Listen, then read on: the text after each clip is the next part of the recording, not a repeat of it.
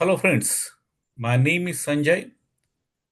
I am making this series of around 30 small snippets of learning for my Excel students. In the month of December 2024, I conducted a series of lectures for some of my PGDM students, and for them, this is a learning recap. This is not an alternative as an e-learning, nor it is an alternative to attend the thing. So, to begin with, the first one called as objectives and screen components of Excel. As I was telling you, this is not a complete e-learning course. It is just a recap to the students who attended my training in December. However, these snippets down the line are so independent that you can use them to learn it.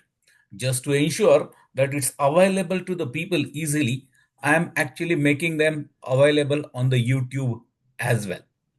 So let's first of all try to understand the screen components on Excel so that all of us, while learning through these snippets, use the same terminology. Here is our Excel screen. As you can see, some of the common things I'm just explaining so that we use the same terms always during whole the snippets as well as the classes. So on the top of it, you will find the menu. Whenever I say menu, it is this file, home, insert, draw. You might call them as a tabs as well.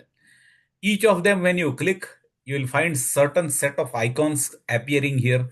This whole zone is called as the ribbon.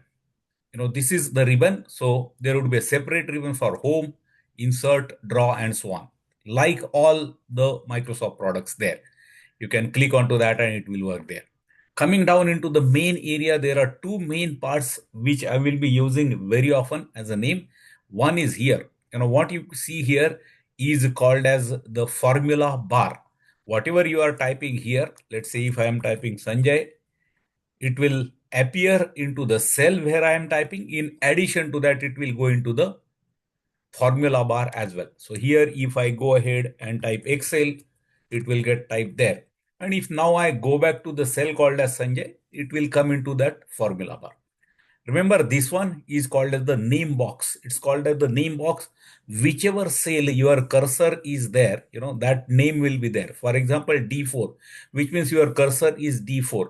As all of you would be knowing, D is this column, which is the number alphabets given, and 4 is the row. So intersection of that is D4, which it is showing. If you move the cursor anywhere, it will go there and show it there. That's called as the name box. This whole thing is called as the worksheet.